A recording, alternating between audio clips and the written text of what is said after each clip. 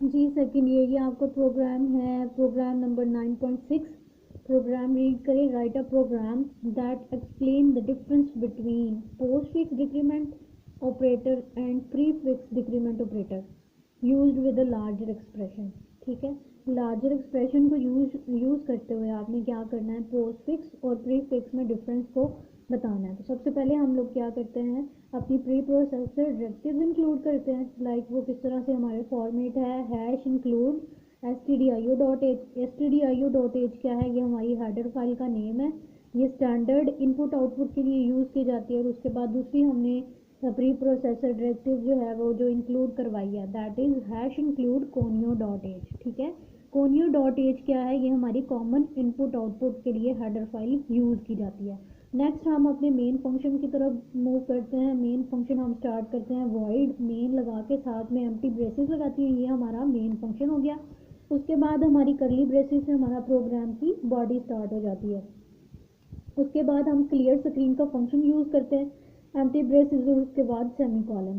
Then हमने क्या करना है, डेक्लेरेशन करनी है जितने भी वेरिएबल हमने यूज़ करने हैं। जैसे कि हमने एग्जांपल्स में देखा कि हमने प्री फिक्स के लिए 2 वेरिएबल लिए थे और पोस्ट फिक्स के लिए 2 वेरिएबल लिए थे, यानी कि टोटल हमें वेरिएबल्स की कितनी नीड है, 4 वेरिएबल्स होने चाहिए। और चारों जो हैं हमने उनकी डाटा टाइप क्या रख ली, इंटीजर डाटा टाइप रख ली।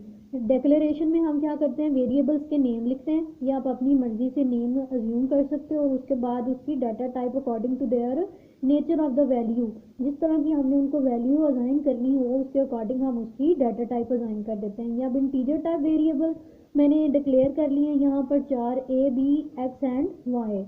ए बी एक्स एंड वाई को अब मैं इनिशियलाइजेशन करवाऊंगी उसकी, मैंने इनिशियलाइज करवा लिया 0 के साथ और एंड पे सेमी कॉलन लगा दिया। नेक्स्ट भी हमारा लार्जर एक्सप्रेशन क्या होता है, लार्जर एक्सप्रेशन में b is equal to a minus minus, ये मेरे पास पोस्ट फिक्स जो है डिक्रीमेंट की फॉर्म है। उसके बाद जी मेरे पास क्या आ रहा है, Y is equal to minus minus x.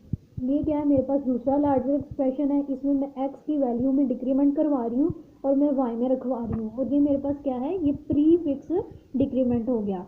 ठीक है, उसके बाद मैंने आउटपुट स्टेटमेंट्स लिखी हुई हैं प्रिंट एफ की, और डबल कॉलन लगाए हैं। ए इज इक्वल्स टू, ये हमारा फॉर्मेट स्पेसिफायर है, ये स्केप सीक्वेंस है। उसके बाद बी इज इक्वल्स टू, ये हमारा फॉर्मेट स्पेसिफायर है, बैकस्लैश n, ये स्केप सीक्वेंस है। और ए और बी की वैल्यू को शो करवाना है। ठीक है, ये स्टेटमेंट अब किस तरह से वर्क करेगी, ये बेसिकली क्या करेगी, ये पोस्ट डिक्रीमेंट है तो ये ए की वैल्यू जो भी होगी वो बी में रखवाएगी पहले। तो ए की वैल्यू क्या है, 0 है, तो वो बी में रखवा देगी, बी की वैल्यू क्या हो जाएगी, 0 हो जाएगी। उसके बाद डिक्रीमेंट कराएगी तो ए की वैल्यू क्या हो जाएगी, -1, यानी कि बी की वैल्यू हमारे पास हो गई, बी की वैल्यू हो गई 0 और ए की वैल्यू हो गई -1। बी की वैल्यू 0 और ए की वैल्यू -1 हो गई। उसके बाद जी हमने दूसरी स्टेटमेंट की तरफ मूव होना है, that is Y is equal to minus minus X. ये प्री डिक्रीमेंट है, इसमें पहले जो है एक्स की वैल्यू क्या है, 0 है, तो पहले डिक्रीमेंट करवाएगा। एक्स में -1 किया तो एक्स की वैल्यू क्या हो गई, एक्स की वैल्यू हो गई -1, और फिर उसको वाई में असाइन करवाएगा तो वाई की वैल्यू क्या हो गई, -1। ठीक है, ऊपर हमारी जो आउटपुट बनी थी वो ए इज इक्वल टू -1 थी और बी इज इक्वल टू 0 थी।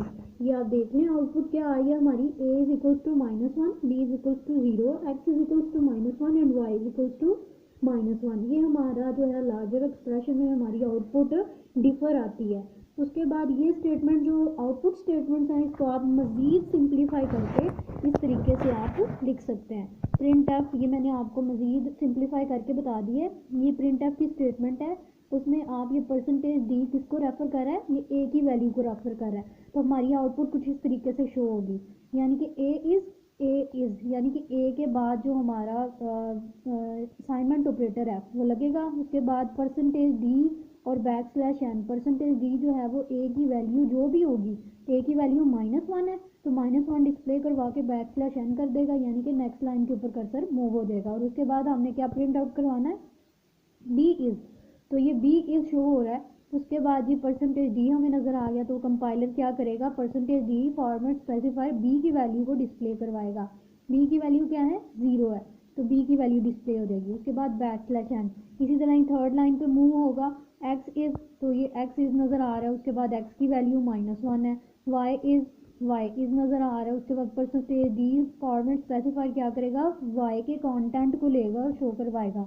वाई के कंटेंट में क्या वैल्यू पड़ी हुई है, -1, और वो यहाँ पर डिस्प्ले करवा के /n कर देगा। ये इन दोनों स्टेटमेंट्स को मैंने मज़ीद सिंप्लीफाई कर दिया है। यहाँ पर थोड़ा जो है उसने 2 स्टेटमेंट्स के अंदर ही लिखा हुआ है, लेकिन जब हम इसको मज़ीद सिंप्लीफाई करेंगे तो ये 4 स्टेटमेंट बन जाएंगी। उसके बाद जैसे ही हमारी आउटपुट शो हो गई, हमने क्या कौन सा फंक्शन यूज़ कर लिया, गेट करैक्टर का फंक्शन यूज़ कर लिया, गेट ch का फंक्शन यूज़ कर लिया, और उसके बाद हमारी प्रोग्राम की एंडिंग हो गई है। इसी तरह यहाँ आपने जहाँ पर माइनस माइनस यूज़ हुआ है, यहाँ पर प्लस प्लस यूज़ कर लोगे तो ये हमारे पास क्या बन जाएगा, इंक्रीमेंट प्रीफिक्स और इंक्रीमेंट बन जाएगा हमारे पास, इंक्रीमेंट प्रीफिक्स और इंक्रीमेंट पोस्टफिक्स बन जाएगा। इसी तरह से आपने अपना होमवर्क ये कंप्लीट करके आप मुझे सेंड करें। सब लोग अपने रजिस्टर्स पे करें, आउटपुट दें, और आउटपुट जो है इसी तरह से जिस तरह मैंने बनाई हुई है आउटपुट बॉक्स में शो करवा के तो मुझे सेंड करें।